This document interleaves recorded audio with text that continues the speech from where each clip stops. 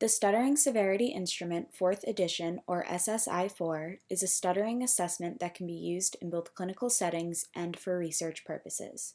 It measures stuttering severity in both children and adults in 4 areas of speech behavior, which are frequency, duration, physical concomitants, and naturalness of the individual speech. The 4th edition of the Stuttering Severity Instrument also allows self-reports, which provide evaluation opportunities beyond clinical samples.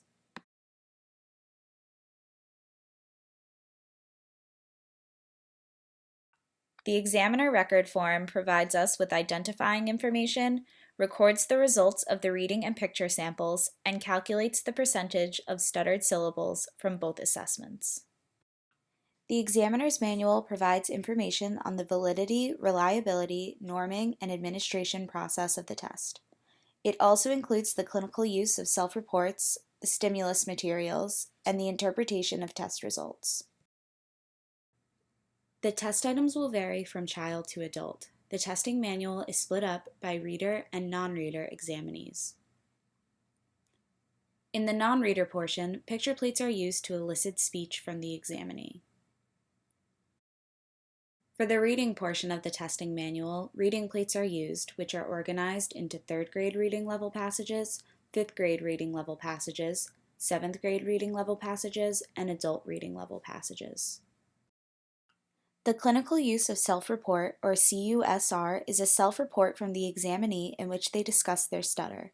This can be filled out by a caregiver or a teacher if the client is too young or unable.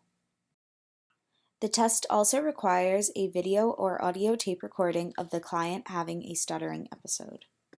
The SSI-4 also has a CD that contains the computerized scoring of stuttering severity software. This software facilitates the collection of frequency and duration that is needed in order to determine the stuttering severity. Based on this information, the program computes the total number of fluent syllables, the total number of stuttered syllables, the percentage of syllables stuttered, which can be presented in a pie chart, each individual stuttering duration, the average of the 3 longest stuttering durations, the mean duration for the 3 longest stuttering durations, the arithmetic mean of all stuttering durations, and the speech rate in SPM, or numbers of syllables per minute, and available fluent and stuttered syllable counts. Susie is a 12-year-old female in the 7th grade. She currently lives with her mother and father and is an only child. Her mother reports that Susie's maternal aunt and maternal grandmother are both stutterers. Susie attends a public school near her home. Her mother reports that Susie began stuttering as soon as she learned to speak, but it began to affect her once she began elementary school during the 1st grade. Susie's teachers are concerned because she opts out of verbal presentations, which they fear will have a negative impact on her schoolwork. Susie also only has one friend who is from preschool due to her avoidance of social situations as she fears she will be teased by her classmates. Her mother also reports that Susie's stuttering tends to worsen when she is nervous. The clinical use of self-reports are a self-report from the examinee in which they discuss their stutter in different situations and across different audiences, such as close friends, parents, strangers, authority figures, and on the telephone. This section contains 13 questions, such as, how would you rate your fluency today on a scale of as fluent as I want to be to very disfluent?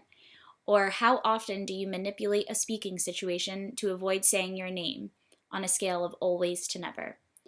This section also involves 3 post-treatment questions, which ask how natural they think their speech is, how satisfied they are with their treatment, and how an acquaintance would rate their stuttering. Okay, Susie, so I have this questionnaire that I'd like you to fill out. It has a bunch of different questions to give me a better idea about your stutter. Some questions include, how would you rate your speech with the following audiences, such as a close friend, parent, or stranger? And how would you rate your fluency today, and stuff like that. So there you go. I'm going to let you fill that out. You're all done? Okay, thank you very much. The stimulus materials found on the reading plates are designed to gather information on the frequency, duration, and physical concomitants of the client's stutter. Okay, Susie, so I have this passage here. I'm going to have you read it out loud to me. I have my phone here. It's going to be recording what you said, okay? Harriet Tubman lived most of her life working to free her people.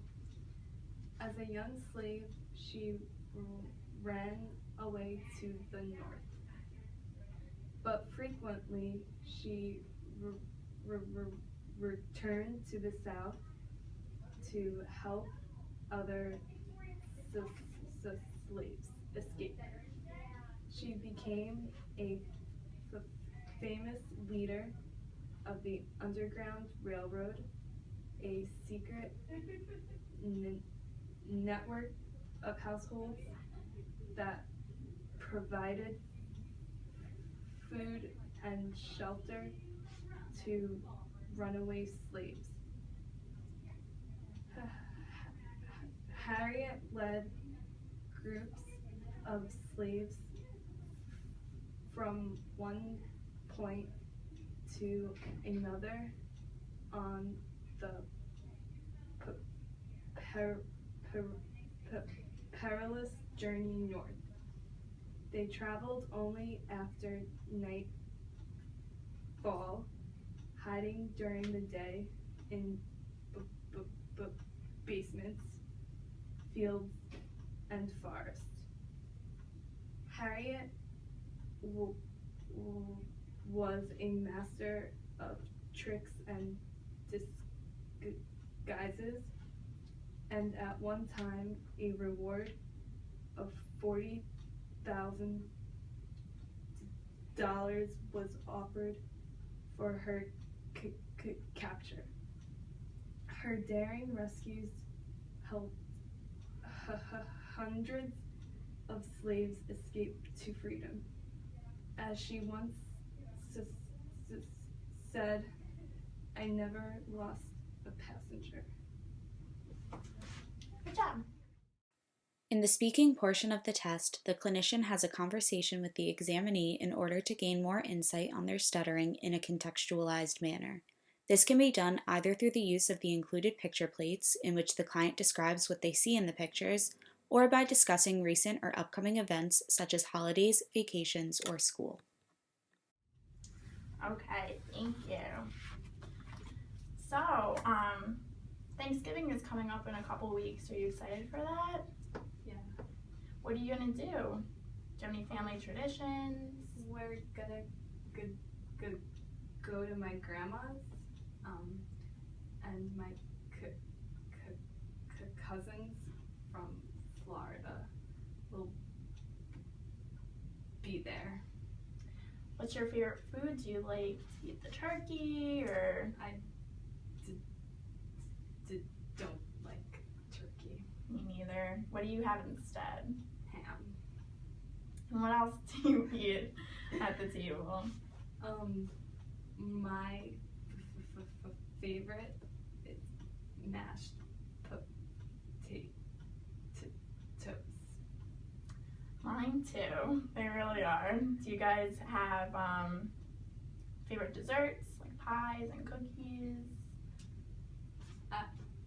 Apple pie is my favorite. A la mode with ice cream. Yeah, that's good. So how many days off do you have for Thanksgiving? We are off the Thursday and Friday. So you have a 4-day weekend? That's awesome. What's your favorite subject in school? Definitely art. What do you like to do in art? I just like drawing and not talking. What subject do you find most difficult then? English. Why? My teacher makes us read out loud. I understand. After administration, the clinician can meet with the examinee's caregiver to discuss the results as well as ways to gather additional information about the client's stutter in different environments. Okay, so what I did with Susie today was I had her read a passage, and I took a speech sample, I recorded it on my phone, and then we also had a conversation just to see, just like a gauge how her stutter is. I did sense that she was a little bit nervous, so what I'm going to do is ask you to take either a video recording or just a voice recording of her conversing at home in like a more comfortable setting, and I want to see if there's like any kind of like differences and stuff. Okay, So that sounds fine. okay, cool. To score the frequency, the examiner record form provides a section for the non-reading population and for the reading population. To score the frequency, the examiner divides the number of stuttering events by the number of syllables. The examiner then multiplies the number by 100 to find the percentage of stuttered syllables. The percentages are then combined to find an average. Duration can be scored manually or through the use of the computerized scoring of stuttering severity software.